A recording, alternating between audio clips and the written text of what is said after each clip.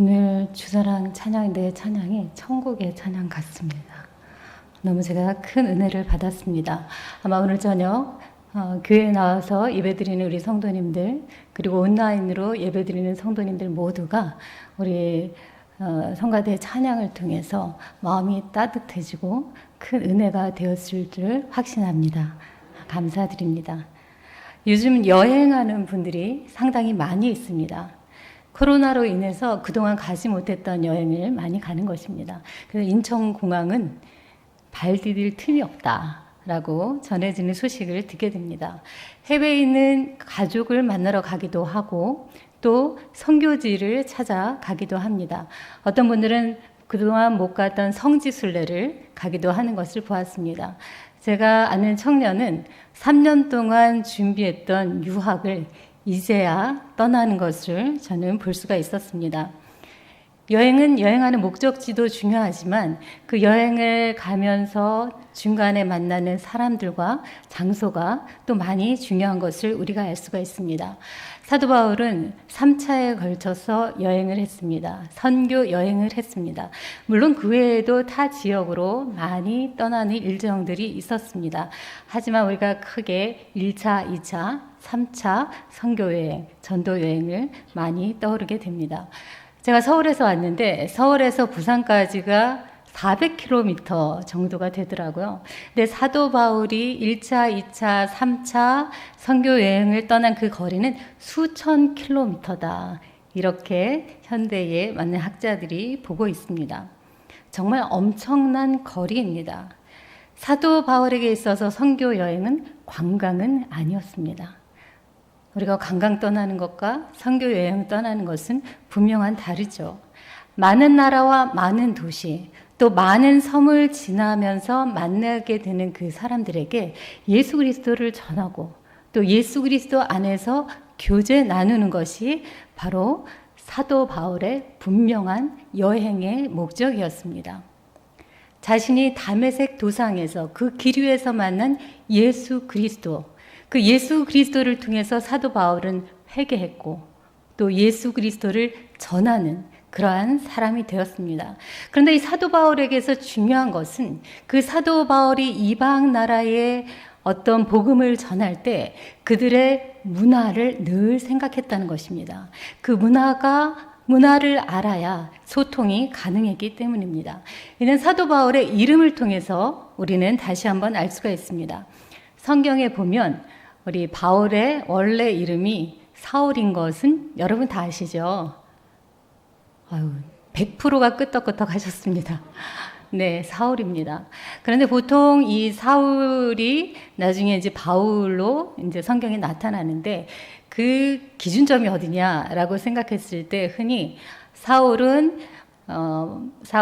바울이 다메섹 도상에서 회심하기 전의 이름은 사울이고 회심한 이후의 이름은 바울이라고 이렇게 많이들 생각하고 그렇게 알고 있습니다.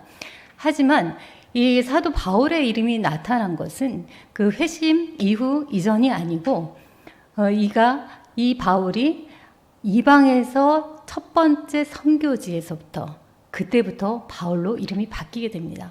그때부터 바울이라는 이름이 나오게 됩니다. 바로 구브로에서였습니다.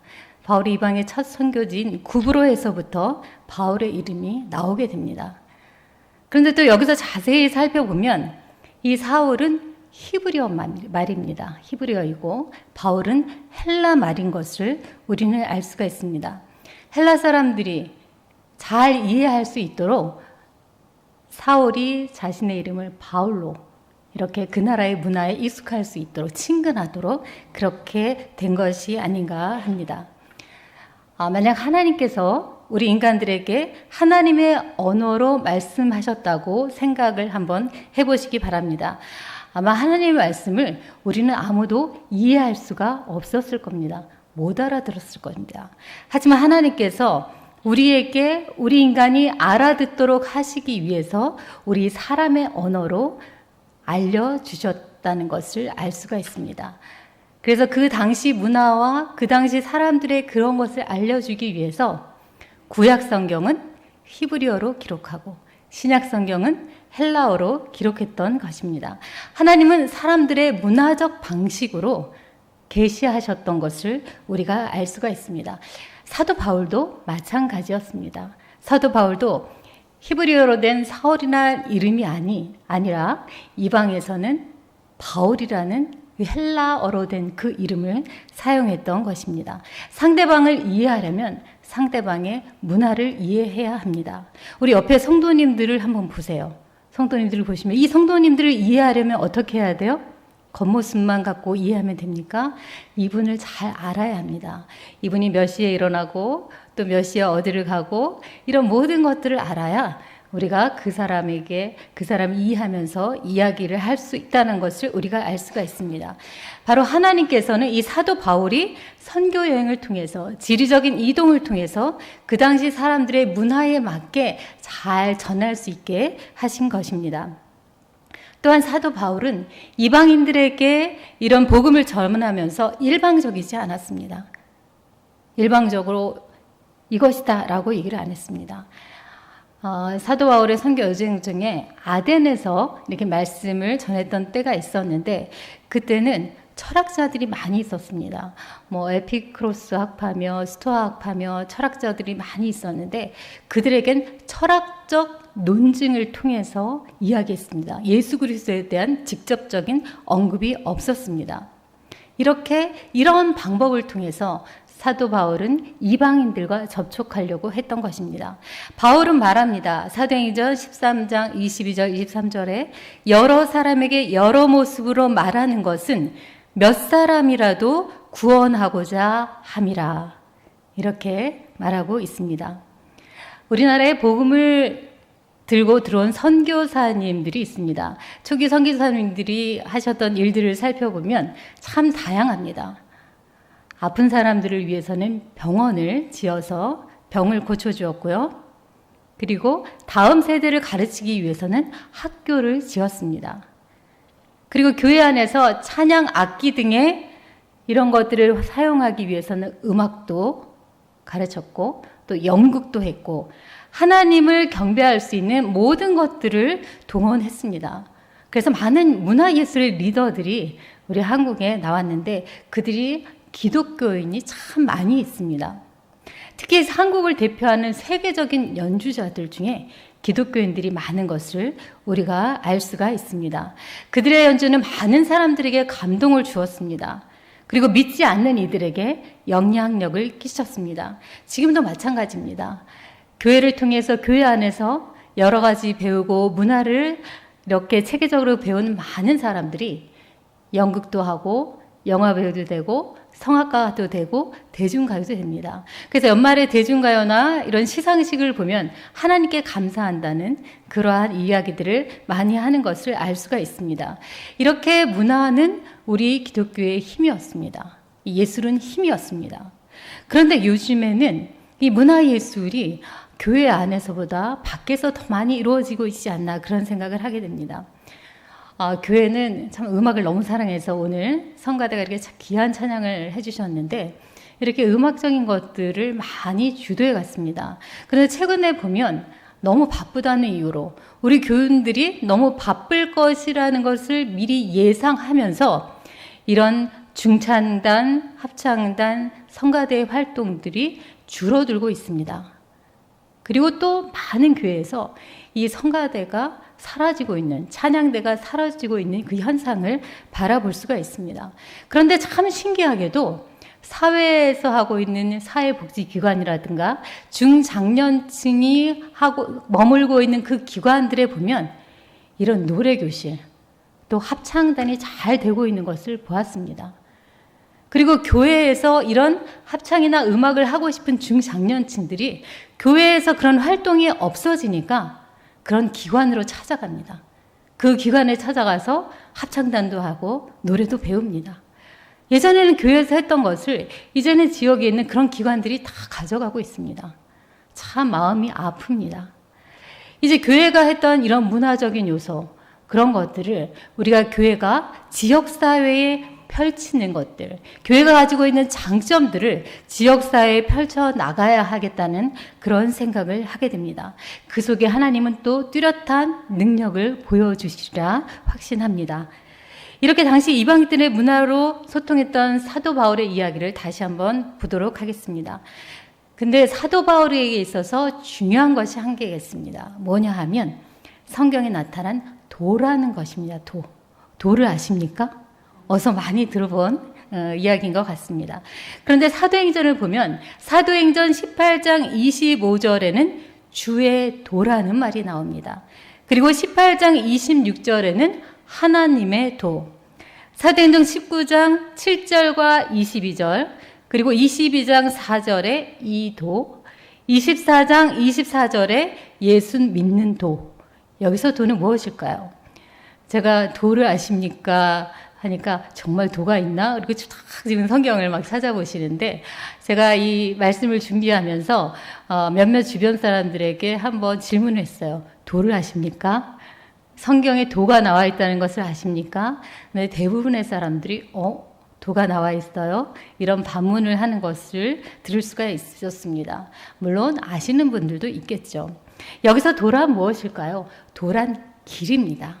마땅히 따라야 할 참된 가르침, 예수 그리스도에 관한 그런 이야기가 되겠습니다. 바로 기독교인의 신앙을 뜻합니다. 고린도전서 1장 18절에 십자가의 도의 이야기가 또 나옵니다. 십자가의 도가 멸망하는 자들에게는 미련한 것이요 구원을 받는 우리에게는 하나님의 능력이라 라는 말씀이 기록되어 있습니다. 여기서 십자가는 예수 그리스도의 죽음과 부활을 의미합니다. 그래서 십자가의 도는 복음이라고 할 수가 있겠습니다. 찬송가 144장에 있습니다. 찬송 많이 부르시는 분들은 나 아는데 이렇게 하실 텐데 거기 제가 조금만 불러보면 같이 부르셔도 됩니다. 예수 나를 위하여 십자가를 질 때 세상 죄를 지시고 고초 당하셨네. 예수님, 예수님, 나의 죄 위하여 보배 피를 흘리니 죄인 받으소서. 이것이 1절입니다. 그러면 4절을 한번 제가 불러보겠습니다. 아름답다 예수여 나의 좋은 친구 예수 공로 아니면 영원 영벌 받네. 예수님, 예수님, 나의 죄 위하여 보배 피를 흘리니 죄인 받으소서. 참 이상하죠? 십자가는 끔찍한 형벌을 의미하지 않습니까? 피 흘림, 상처 등의 단어와 그 이미지가 떠오릅니다. 그런데 4절에서 아름답다 예수여 이렇게 이야기하고 있는 것입니다. 그것은 십자가에서 이루어진 죽음 이후에 부활의 기쁨이 있기 때문에 우리는 아름답다 예수여 이렇게 찬양할 수가 있는 것입니다. 여기에 바로 음악의 힘이 있는 것입니다. 예술의 힘이 있는 것입니다. 문화의 힘이 있는 것입니다. 예술에서는 숭고라는 그런 말이 있습니다. 무엇이냐면 그냥 미가 아니라 압도적인 어떤 우리가 이겨내지 못할 정말 깜짝 놀라는 이런 위대한 것을 볼 때 우리는 숭고라고 이야기합니다. 어떤 예술이나 또 문화적인 것들을 봤을 때 우리는 그것을 경험하면서 그 이후에 나타날 하나님의 임재를 느낄 수가 있게 됩니다. 그럴 때 우리는 이것을 숭고다 이렇게 이야기를 할 수가 있습니다. 사도 바울 또한 십자가에 대한 확신을 가지고 수많은 도시와 섬을 여행하면서 이러한 이방들의 언어와 문화를 가지고 이런 예수 그리스도를 전했던 것입니다. 바울은 그런데 늘 고백합니다. 자기가 했다고 하지 않습니다. 하나님이 하신 일이라고 합니다. 성령의 인도하심이라고 합니다. 우리 온 성도들도 십자가의 도에 대한 확신을 가지고 성령께서 인도하심을 깨닫고 문화 선교로 전도할 수 있게 되기를 간절히 소망합니다. 교회를 방문하게 되면 주보를 한번 보게 됩니다. 왜냐하면 이 주보는 이 교회를 잘 나타내고 있기 때문입니다. 그리고 특별히 교회 그 주보의 뒷면을 보면 몇몇 교회들은 거기에 선교지가 다 나와 있습니다. 우리 교회가 어떤 선교지를 돕는지 그 내용이 다 나와 있습니다. 그런데 그 영역을 해외 선교 그리고 국내 선교 이렇게 대부분 나눕니다. 거기에 보면 뭐 개척교회도 또 도움을 주시기도 하고 또 자립대상교회도 도움을 주시기도 하고 해외 선교사를 위해서 도움을 주기도 합니다. 그런데 제가 어느 교회를 갔더니 한 가지가 더 있더라고요. 해외 선교, 문화 선교, 그 다음, 해외 선교 답이 미리 나왔네요. 해외 선교, 국내 선교, 그 다음에 문화 선교. 굉장히 지혜로우십니다. 국내 선교, 해외 선교, 그리고 또 하나 문화 선교라는 이름이 있는 것을 봤습니다. 그리고 저희 총회 문화법인 이름이 거기에 적혀 있었습니다. 그것을 보는 순간 제 마음이 아주 뭉클해졌습니다. 그리고 문화 선교를 하는 사람으로서 가슴이 뜨거워졌습니다. 선교의 뜻을 두신 한 목사님이 있었습니다. 선교의 뜻을 두고 국내 선교, 해외 선교, 또 특별히 선교학을 전공하기까지 했습니다. 이렇게 선교에 단단히 홀려있는, 집중하고 있는 그러한 목사님이었습니다. 그런데 이 목사님을 제가 수년간 만났어요. 5년, 6년 동안 만나면서 계속 우리 문화 목회, 문화 선교에 대해서 설명하고 정말 귀에 못이 박이도록 그렇게 교제 나누면서 얘기를 했는데 목사님 하시는 말씀이 나는 문화를 잘 모릅니다. 나는 선교밖에 몰라요. 이러면서 문화는 내가 잘 할 수 없을 것 같아요. 이런 이야기를 하셨어요. 그런데 다시 수년이 지난 후 이 목사님이 문득 생각해 보니 문화도 문화 선교를 말하는 것이더라고요. 이런 말씀을 저한테 해주셨습니다. 어느 날 문득 문화 선교도 선교구나 라는 깨달음을 갖게 되셨다는 겁니다. 그래서 즉시 저희 총회 문화법인의 홈바리스타 아카데미라는 프로그램을 하시게 됐습니다. 사실 바리스타 프로그램은 많이 있잖아요. 근데 중요한 것은 세상에서 하는 바리스타 교육이랑 우리 교회가 하는 바리스타 교육은 좀 달라야 하는 거죠. 세상에서 하는 바리스타 교육은 커피 맛을 좋게 하고 그리고 창업을 목표로 하지만 저희가 하는 바리스타 교육은 교회에 또 지역사회에 건강한 커뮤니티 공동체를 만드는 게 저희 목표였습니다. 그래서 그 교육 안에는 삶의 적용도 들어가고 그리고 핸드드립 교육도 들어가고 커피 인문학도 들어갔습니다. 이렇게 달랐습니다. 그런데 이것을 그 교회가 순식간에 두세 달 동안 6기가 나갔어요. 6기가 나가니까 한 70명이 이걸 수료를 하게 된 겁니다. 거기에는 동네 통반장도 다 오셔가지고 배우고 있더라고요. 그래서 이제는 지역사회 주민이 더 많이 참여하는 그러한 프로그램이 됐고 커피라는 이 중요한 이 매체, 이 중요한 컨텐츠를 가지고 문화 양육을 할 수 있는 그러한 길을 찾았다라는 즐거운 소식을 전해주시기도 하겠습니다. 또 다른 목사님이 이런 문자를 주셨습니다. 우리 교회는 선교만 해요. 문화법인도 넓게 보면 문화 선교 이야기에 돕는 거예요. 라는 말씀을 해주셨습니다. 그렇습니다. 선교에는 국내 선교, 해외 선교만 있는 것이 아니라 무슨 선교도 있어요? 문화 선교도 있습니다. 문화 선교는 국내든 해외든 다 가능합니다. 사도 바울이 3차 전도행을 하다가 지나쳐 온 에베소 교회를 잊지 않고 오늘 본문에서 그 에베소 교회의 장로들을 불러다가 고별 설교를 하게 됩니다. 오늘 사도행전 20장 35절의 말씀을 보면 이렇게 되어 있습니다.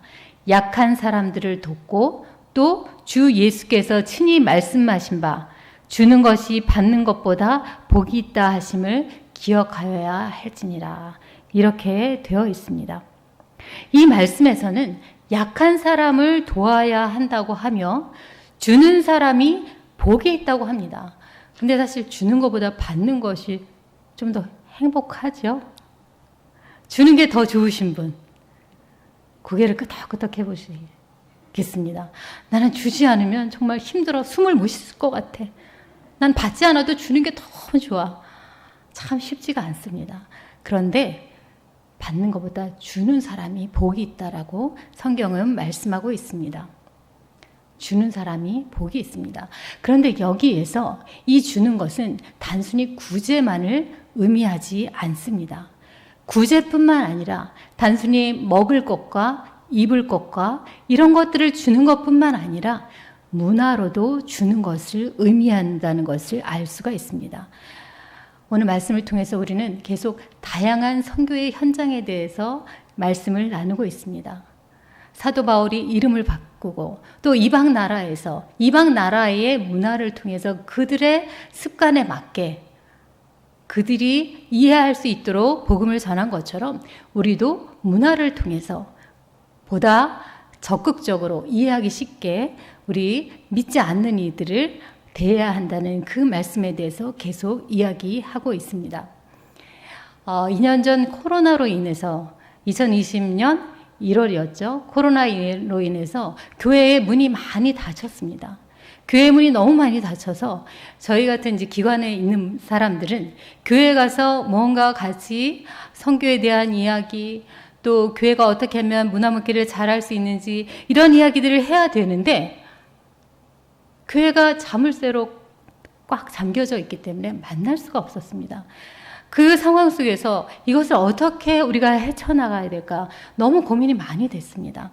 고민이 많이 된 상태에서 한 가지 길을 저희가 발견하게 됐습니다. 도심이나 이렇게 중대형 교회들은 문이 꽉꽉 잠기고 있지만 농촌, 어촌, 산간 사람들의 손이 잘 닿지 않는 그곳은 이러한 시기에 보다 더 외롭고 보다 더 힘이 들다는 것을 우리가 알게 되었습니다. 그래서 저희가 새참 음악회라는 음악회를 하게 됐습니다. 이 새참 음악회는 뭐냐 하면 여러분 새참 먹다 아시죠? 들에서 논에서 일을 하다가 간식 먹는 타임이잖아요. 달콤하게 간식 먹고 쉬는 그 타임인데 이 말을 따다가 새참 음악회라는 그런 음악회를 진행하게 됐습니다. 이 음악회는 3가지 키워드가 있습니다. 하나는 슬세권입니다. 슬리퍼 신고 돌아다닐 수 있는 거리에 있는 그 교회, 거기에서 한다는 것입니다. 그리고 또 하나는 정기적으로 한 달이든 매년이든 정기적으로 이 음악회를 해보자. 그렇게 해서 저희가 코로나 기간 30회 이상의 음악회를 하게 되었습니다. 거기서 찾아가서 이 많은 음악회를 하게 되면 저희가 그분들의 표정을 잘 보게 됩니다. 제가 서울에서 이제 지역의 저 제주 상간마을까지 음악회를 하러 가면서 이렇게 보면 처음에 성도님들이나 지역 주민들이 어떻게 하나 보자. 이렇게 그냥 아이고 연주자 왔으면 그냥 노래하고 가지, 연주하고 가지, 뭐 별거 있어? 이런 눈으로 쳐다보고 계십니다. 그런데 저희가 거기에서 연주를 할 때 저희가 그냥 하지 않습니다. 저희 아까 말씀드렸던 것처럼 세상에서 하는 것과 교회에서 하는 것은 달라야 된다 이렇게 말씀을 드렸잖아요. 그래서 세상에서 하는 음악회랑 교회에서 하는 음악회가 뭐가 달라야 될까? 그랬을 때 저희는 교회에서 하는 음악회는 1시간 동안 하더라도 그 안에 따뜻한 내용이 담겨있는 사랑방 같은 그런 음악회가 되도록 했습니다. 그리고 여기에 오는 사람들, 대상, 노년이든 어린이든 그 대상에 따라 또 믿는 사람과 믿지 않는 지역 주민이 어느 정도 오는지 이런 것들을 다 분석해서 문화목회적으로 분석해서 노래 곡목을 다 정하고 거기에 어떤 언어들을 넣을지를 잘 분석하고 연구했습니다. 그리고 음악회를 했습니다. 그렇게 했더니 1시간 전에는 팔짱 끼고 어떻게 하나 보자라고 했던 분들이 음악회가 끝나고 기념사진을 찍을 때는 굉장히 떠들썩하게 이기하면서 웃는 모습을 우리가 볼 수가 있었습니다. 그래서 저는 이거를 비포 애프터라고 합니다. 시작 전과 시작 후가 정말 다릅니다. 음악이 주는 힘입니다. 물론 교회에서 찬양하고 이렇게 할 때 저희가 기쁨을 누리고 있는 것을 알 수 있습니다. 하지만 그것이 아니라 우리 교인들과 지역 주민들이 함께하는 그런 음악회에서 시작 전과 후가 달라진다는 것을 보는 것은 굉장히 큰 기쁨이었습니다. 그래서 저희는 이제 다음 달이면 40번째 음악회를 하게 됩니다. 비포 애프터, 시작 전과 시작 후가 다른 이런 음악회. 경기도의 한 교회에서는 이렇게 동네 중앙교회처럼 중대형 교회였는데 그 교회는 이 새참 음악회를 아주 작은 교회에 선물을 줬습니다. 작은 교회가 이 코로나 시기를 극복해 나가는 게 물론 재정적인 지원도 필요했지만 뭔가 이 교회가 살아 숨쉬며 목회적으로 하나님의 뜻이 펼쳐지는 그런 장이 돼야 되는데 그런 생명력을 어떻게 함께 하게 할 수 있을까 하다가 저희 새참음악회를 그 교회에 선물로 줬습니다. 그 교회는 개척한 지 10년 된 교회였어요. 개척한 지 10년이 됐는데 이제 임직식을 했는데 50명 정도가 나오는 그런 교회였습니다. 그래서 저희가 그 교회에 가서 이 음악회를 했습니다. 근데 거기서도 시작 전과 후가 너무나도 달랐습니다. 시작 전에는 뭔가 딱딱하고 냉랭하고 이런 표정들이었다면 이 음악회가 끝나고 나니까 연주자들의 손을 꼭 붙잡고 제 손까지 꼭 붙잡으면서 정말 감사합니다. 마음이 따뜻해졌습니다. 코로나 기간에 큰 위로가 되었습니다. 이런 이야기들을 하셨습니다. 올해 포항의 한 교회는 포항의 시찰과 함께 이 음악회를 지역의 작은 교회에 선물하기로 하였습니다. 이렇게 해서 물질적 지원뿐만 아니라 이런 문화적인 지원을 통해서 교회들이 문화 선교를 할 수 있는 물꼬를 터주는 게 바로 문화목회, 문화선교의 시작점이었습니다. 이 동네 중앙교회도 그런 문화선교의 로컬 플랫폼, 지역 플랫폼이 되어주시기를 간절히 소망합니다. 특별히 동네 중앙교회는 총회문화법인, 저희가 대한예수교 장로회 총회문화법인이잖아요. 대한예수교 장로회 총회에서 문화를 관장하는 기구입니다. 그런데 우리 정성원 목사님과 이 동네 중앙교회는 저희 문화법인 창립 이사십니다. 이사교회입니다. 그래서 늘 감사드리고 있습니다. 이 시간 또 이 시간을 빌어서 다시 한번 깊이 감사드립니다. 아마 이러한 힘들이 모여서 우리가 많은 교회들에게 물질적인 것뿐만 아니라 문화적으로도 큰 힘을 보탤 수 있게 되는 것입니다. 문화는 우리의 마음을 아주 부드럽게 만듭니다. 저는 지금 15회 음악회를 이미 올해 기획을 하고 있습니다. 2021년 가을쯤이었습니다. 저희가 제주 조천면에 가서 작은 음악회를 했습니다. 이 교회는 성도가 30명쯤 들어가는 그런 작은 교회였어요. 검은 오름이라고, 제주에 검은 오름이라고 있는데 그 검은 오름이 보이는 그런 교회였습니다. 주변에 마을도 크게 형성되어 있지 않은 그런 곳이었습니다. 이곳에 가서 저희가 음악회를 하는데 우리나라 대중 포크 가요계에 손꼽히는 가수가 함께 갔습니다. 함께 갔는데 몇 명이 모였을까요? 15명 정도가 모였습니다. 제가 작은 음악회를 해서 괜찮다고 했지만 속으로 마음이 얼마나 불안한지, 끝나고 저 가수분에게 뭐라고 이야기할까 그런 생각을 했었는데 끝나고 그 가수분이 너무 은혜가 되었습니다. 이런 얘기를 했고 그 교우들도 너무 큰 은혜가 되었습니다. 이런 얘기를 했습니다. 그리고 한 번만 더 와서 했으면 좋겠다. 이런 이야기들을 저한테 해주었습니다. 그래서 그걸 저희가 또 가서 할 수가 없어서 그 다음에는 지역의 교회가 그 교회를 도와주게 되었습니다. 지역의 교회가 도와주어서 2022년에는 세계적인 바리톤을 모시고 저희가 그 제주 상간마을에 30명이 앉을 수 있는 그 교회에 또 갔습니다. 몇 명이 모였을까요? 33명이 모였습니다. 첫 해에는 15명 가운데 지역 주민이 1명이 왔어요. 옆집에서 가게를 하시는 지역 주민이었는데 수년 만에 처음 교회를 와봤다고 하시더라고요. 교회 다니시지 않는 분인데 교회 오면 헌금하시는 줄 알고 음악회 하는데 헌금 봉투를 찾으시더라고요. 그런데 이제 두 번째 할 때는 교인이 반, 지역 주민이 반이 왔습니다. 15분 이상이 지역 주민이 왔습니다. 이렇게 해서 놀라운 변화가 한 해 한 해 거듭하는데 지금 2023년이 되었잖아요. 2023년에는 이 교회가 좀 자립해서 이 음악회를 했으면 좋겠다라는 꿈을 가졌는데 올해도 쉽지가 않습니다.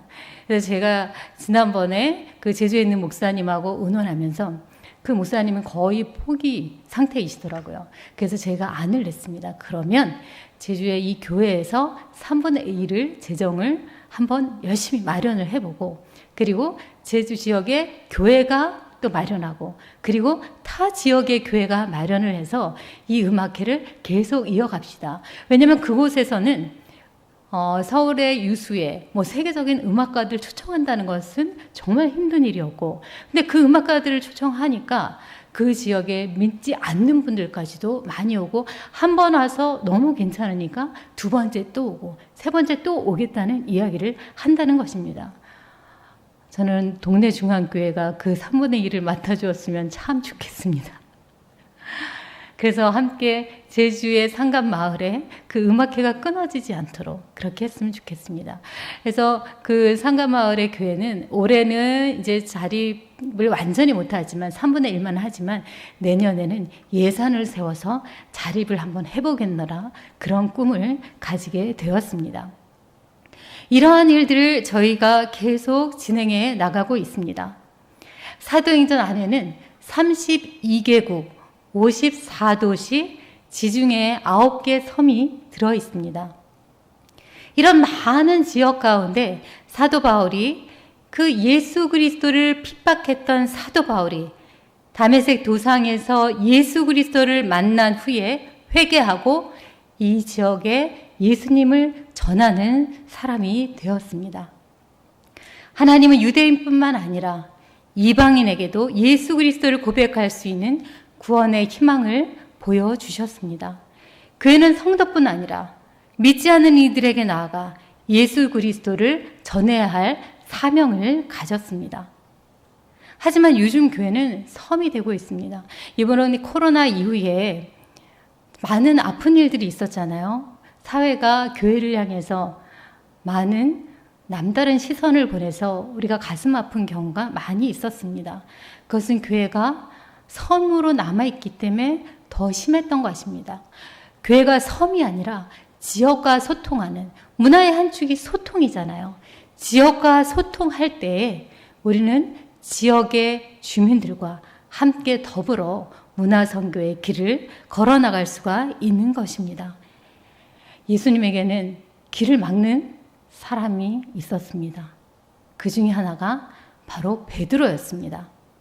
주는 그리스도시요 살아계신 하나님의 아들이십니다 라고 고백한 베드로였지만 예수님께서 죽임을 당하고 사흘 만에 살아날 것을 가르치니까 뭐라고 얘기하냐면 그리하지 마옵소서 이렇게 이야기를 합니다.